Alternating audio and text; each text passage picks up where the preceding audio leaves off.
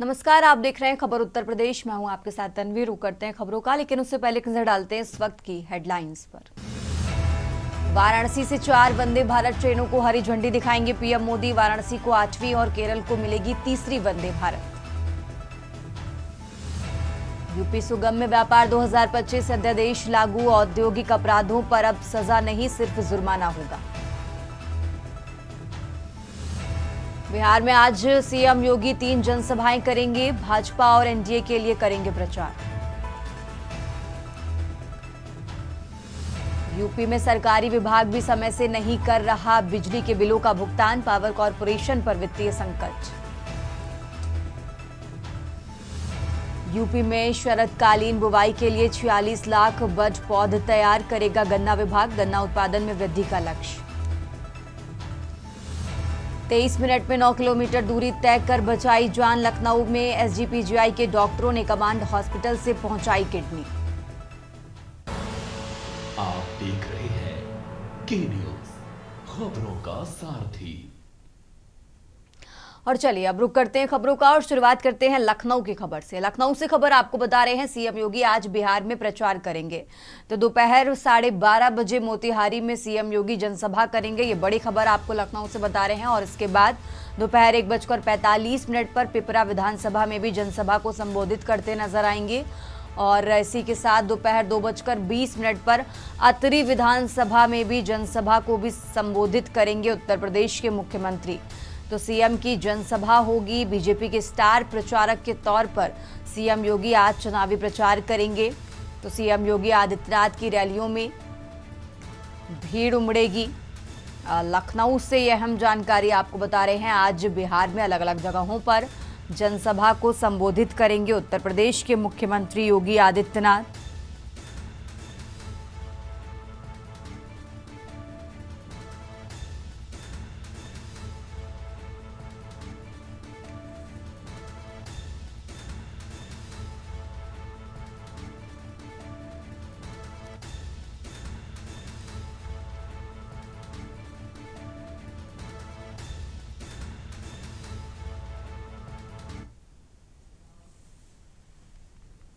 आगे बढ़ते हैं खबरों में। लखनऊ से एक और खबर आपको बता रहे हैं, जहां लखनऊ में बनेगा 2300 मीटर लंबा फ्लाईओवर।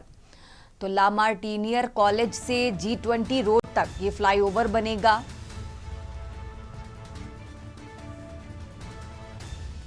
हजरतगंज से शहीद पथ तक जाने को मिलेगा सुगम रास्ता। ग्रीन कॉरिडोर की तर्ज पर यह फ्लाईओवर बनेगा। लखनऊ से खबर आपको बता रहे हैं, जहां 315 करोड़ की लागत से इस फ्लाईओवर का निर्माण होगा। एलडीए की ओर से ये फ्लाईओवर बनवाया जाएगा। लखनऊ से खबर आपको बता रहे हैं। राजधानी लखनऊ से यह अहम जानकारी आपको बता रहे हैं, जहां लखनऊ में 2300 मीटर लंबा फ्लाईओवर बनेगा।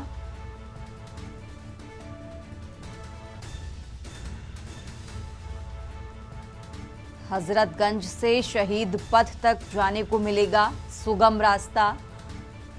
ग्रीन कॉरिडोर की तर्ज पर बनेगा फ्लाईओवर।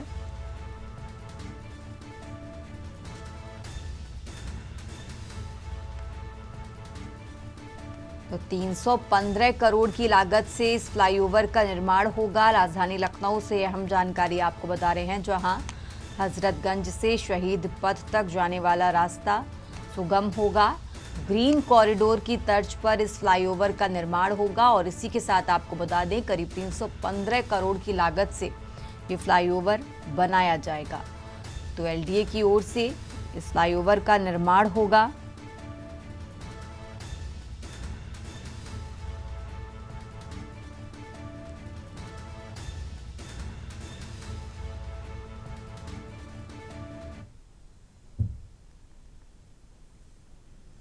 आगे बढ़ते हैं खबरों में। प्रदेश सरकार की औद्योगिक विकास मंत्री नंद गोपाल गुप्ता नंदी ने आगरा में फुटवियर मेले के उद्घाटन के अवसर पर उद्योगों की समस्याओं के त्वरित निवारण के लिए एकल खिड़की अधिनियम लाने की घोषणा की है। उन्होंने कहा कि इस दिशा में गंभीरता से काम चल रहा है और इसके लिए विशेष सॉफ्टवेयर भी विकसित किया जा रहा है, जिसके परिणाम शीघ्र ही सामने आएंगे। मथुरा रोड स्थित आगरा ट्रेड सेंटर पर 17वें मीट एट आगरा फुटवियर मेले के उद्घाटन समारोह में कैबिनेट मंत्री नंदी ने अधिकारियों को सख्त निर्देश दिए कि यदि कोई उद्यमी उद्योग लगाना चाहता है तो उद्योग पूरी तरह स्थापित होने तक उसे हर संभव सहयोग दिया जाए।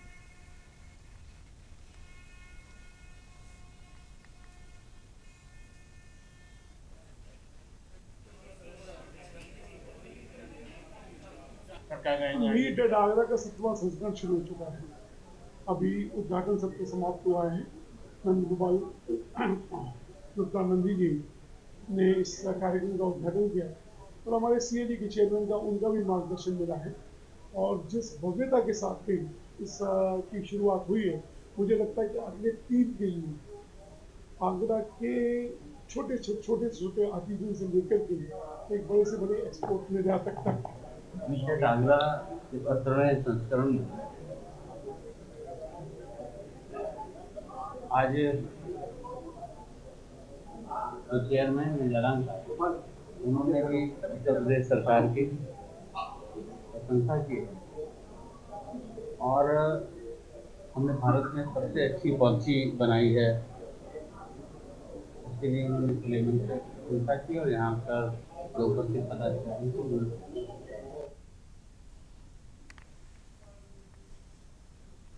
और अब खबर एटा से है, जहां नया गांव थाना क्षेत्र के नगलाबरी गांव निवासी 50 साल के अधेड़ की सर्पदंश से मौत हो गई है। जानकारी के मुताबिक सुग्रीव पुत्र अगरजीत आलू की फसल की सिंचाई कर रहा था और इसी बीच खेत में रहते हुए उसे अचानक कोबरा सर्प ने डस लिया। हालत बिगड़ने पर परिजन आनन फानन में पीड़ित को लेकर लोहिया अस्पताल पहुंचे, जहां इलाज के दौरान डॉक्टरों ने उसे मृत घोषित कर दिया।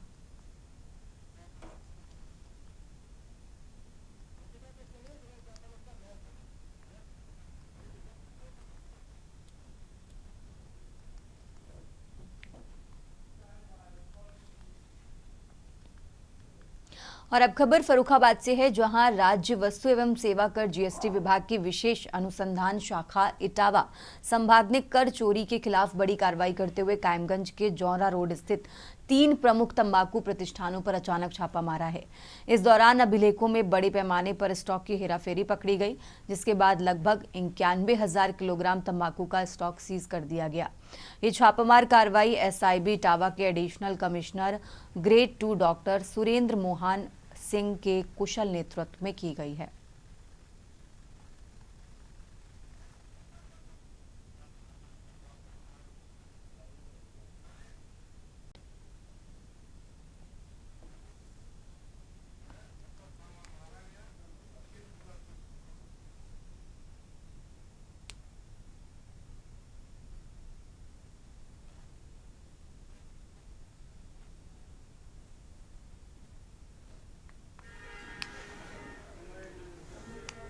कल दिनांक 6 नवंबर को एडिशनल ग्रेड 1 एवं मेरे निर्देशन में कायमगंज में हमारी स्टेट जीएसटी की एसआईबी टीम द्वारा, जिसमें हमारे जेसी एसआईबी संतोष कुमार वर्मा जी, डीसी एसआईबी शैलेंद्र सिंह और एसी एसआईबी जितेंद्र कुमार द्वारा 3 फर्मों पर छापामारी की गई है।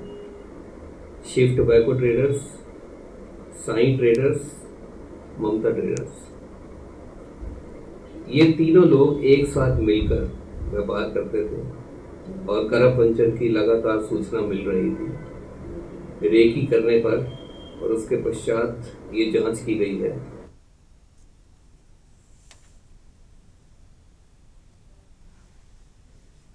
और अब खबर संभल से है, जहां बबराला थाना क्षेत्र के कस्बा बबराला में एक मकान में संचालित इलेक्ट्रॉनिक्स सामान के गोदाम में अचानक भीषण आग लग गई। देखते ही देखते आग ने विकराल रूप धारण कर लिया, जिससे पूरे कस्बे में हड़कंप मच गया है और अफरा तफरी का माहौल बना हुआ है। स्थानीय लोगों ने धुआं उठते देखा। गोदाम व गृह स्वामी पंकज गुप्ता को फोन कर मामले की जानकारी दी गई। जानकारी मिलते ही पुलिस फायर ब्रिगेड मौके पर पहुंच गई और कड़ी मशक्कत से आग पर काबू पाया गया। आग लगने के कारणों की जांच की जा रही है। आशंका है कि शॉर्ट सर्किट से ही आग लगी है।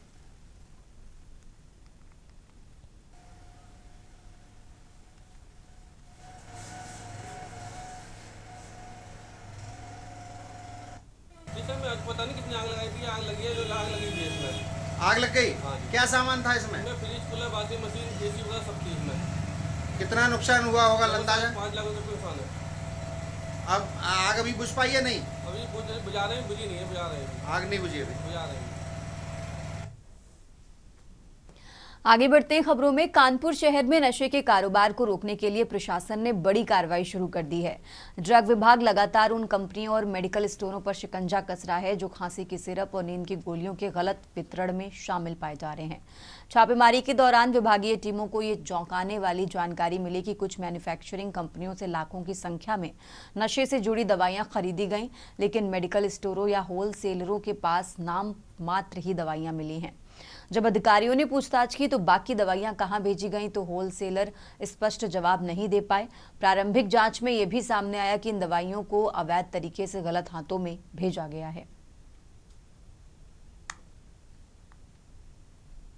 एफआईआर हमने दर्ज कराई। लखनऊ में एक C&F है इटिका करके, आरपी फार्मास्यूटिकल्स, वहाँ से सूचना मिली। लखनऊ टीम के द्वारा हमें सूचना दी गई कि कानपुर में करीब 7 जगह प्रोडक्ट आए हैं उनके। तो जो उन्होंने इनवाइसेस हमें प्रोवाइड कराई लखनऊ टीम ने, उन्हीं फर्म्स पे हमने छापेमारी की और हमारी संयुक्त टीम थी मंडल की, उनके द्वारा छापेमारी की गई।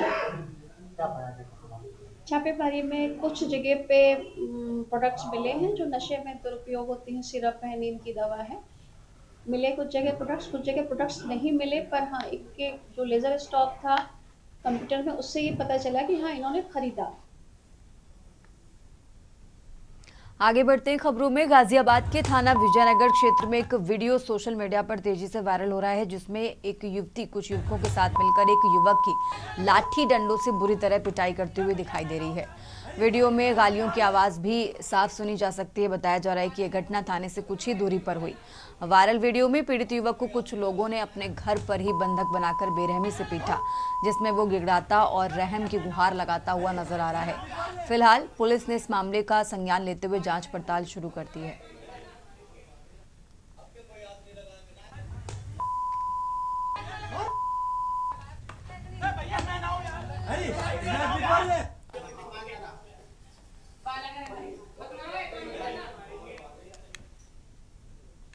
आगे बढ़ते हैं खबरों में। इलाहाबाद हाईकोर्ट ने बहुचर्चित उमेश पाल हत्याकांड में माफिया अतीक अहमद के 4 सहयोगियों की जमानत याचिका खारिज कर दी है। जमानत याचिका खारिज होने वाले आरोपियों में डॉक्टर अखलाक अहमद और इसी के साथ कैश अतीक का ड्राइवर नियाज डॉक्टर अखलाक अहमद पर इन पर हत्याकांड के बाद मुख्य शूटर और बमबाज गुड्डू मुस्लिम को अपने घर में शरण देने का गंभीर आरोप है। विजय मिश्रा पर उमेश पाल हत्याकांड में मुखबिरी करने और साजिश में शामिल होने का आरोप है। कोर्ट ने अपराध की गंभीरता और प्रकृति को देखते हुए इन सभी आरोपियों की जमानत अर्जियां खारिज कर दी हैं।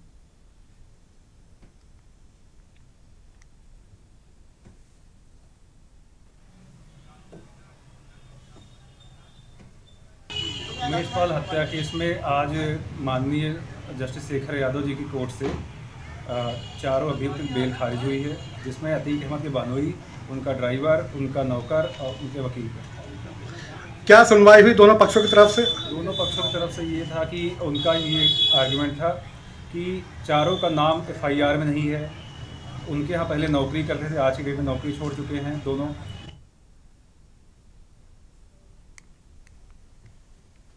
रुक करते हैं अगली खबर का। समाजवादी पार्टी के प्रमुख राष्ट्रीय महासचिव प्रोफेसर रामगोपाल यादव ने इटावा के KK डिग्री कॉलेज में सरदार वल्लभ भाई पटेल जयंती के कार्यक्रम के दौरान बीजेपी और चुनावी प्रक्रिया पर हमला बोला। उन्होंने दावा किया कि देश में वोट चोरी हो रही है, लेकिन इसके बावजूद बीजेपी की हार तय है। प्रोफेसर यादव ने अपने संबोधन में कहा कि वोट चोरी तो हो ही रही है। बिहार के चुनाव में लोग वोट नहीं डाल पाए और लौट कर आ गए, जिंदा लोगों के वोट काट दिए गए। उन्होंने आरोप लगाया कि बीजेपी सत्ता हासिल करने के लिए सीधे तौर पर रिश्वत दे रही है, जिसका उदाहरण देते हुए उन्होंने बिहार चुनाव में महिलाओं के खाते में 10,000 रुपए डालने की बात भी कही।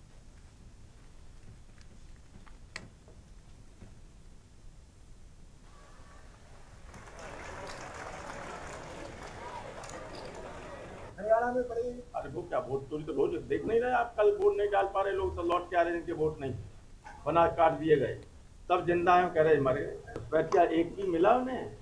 लोगों ने पत्रकारों से पूछा तो जवाब दे पाए देश के गृह मंत्री? नहीं दे पाए। अच्छी देखिए, जब भी ज़्यादा वोटिंग होती है तो वो सत्ता के खिलाफ होती है, एंटी इनकमेंसी होती है। यही समझ लीजिए संकेत है कि बीजेपी जा रही हो।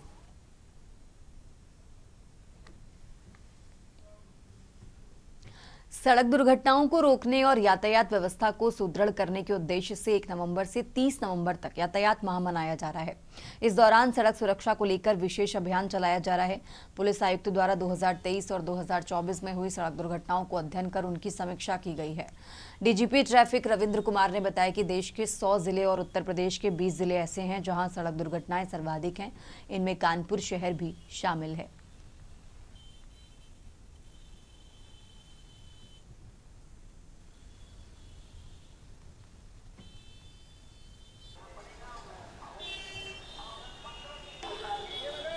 जैसा कि आप सभी अवगत हैं, 1 नवंबर से 30 नवंबर तक पूरे प्रदेश में यातायात माह के रूप में इसको मनाया जाता है। उसी क्रम में कानपुर में भी हम लोगों ने यातायात माह का शुरुआत विधिवत 3 तारीख को रिस्पेक्टेड सीपी सर के द्वारा शुभारंभ इसका किया गया था। उसमें सभी कानपुर के लोगों ने इसमें बढ़ चढ़ के हिस्सा लिया था। सभी स्टेक होल्डर्स जो ट्रैफिक से रिलेटेड है, सड़क सुरक्षा से रिलेटेड है, सभी लोगों ने उसमें प्रतिभाग किया था।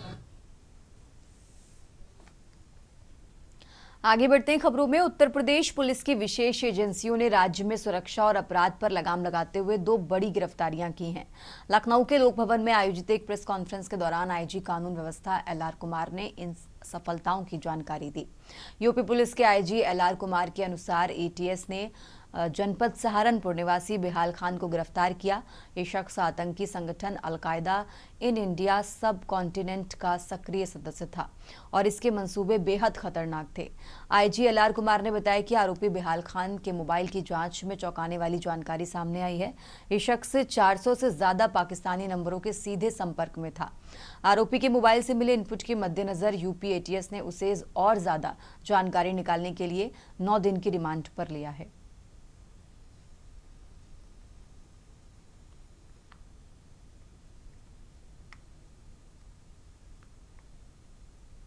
एसटीएफ यूपी और जनपद आजमगढ़ द्वारा आज एक पुलिस एक्शन में एक 50,000 का इनामी है, वो उनका मृत्यु हुआ है।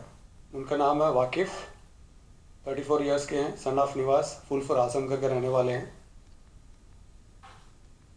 इनके खिलाफ 3 दर्जन के ऊपर केसेस है। चोरी, लूट,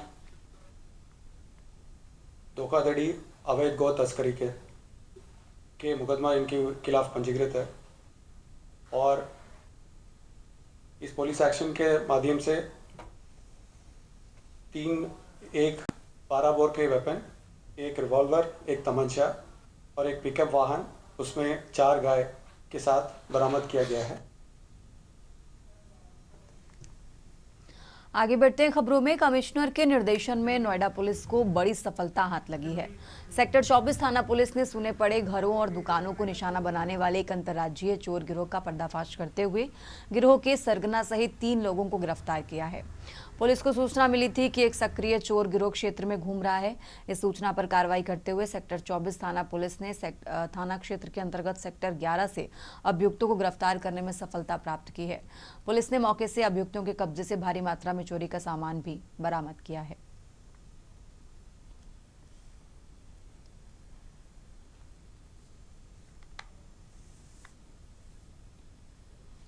और अब खबर सोनभद्र से है, जहां सरेंडर करने के बाद 10,000 का इनामी बदमाश पुलिस को चकमा देकर फरार हो गया। दुद्धी कोतवाली क्षेत्र के वार्ड नंबर 3 के निवासी राजा सिंह कई मामलों में फरार चल रहा था।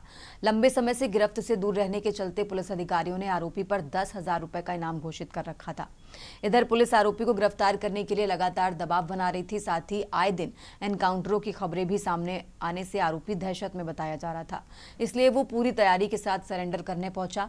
सिविल जज senior division fast track court में सरेंडर की औपचारिकताएं पूरी होने के बावजूद बदमाश मौजूद पुलिस बल को धक्का देकर भाग निकला।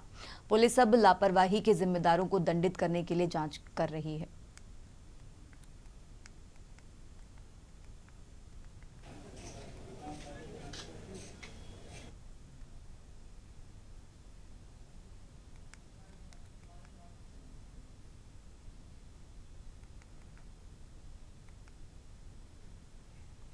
खबर उत्तर प्रदेश में फिलहाल इतना ही। आप देखते रहिए के न्यूज़ इंडिया।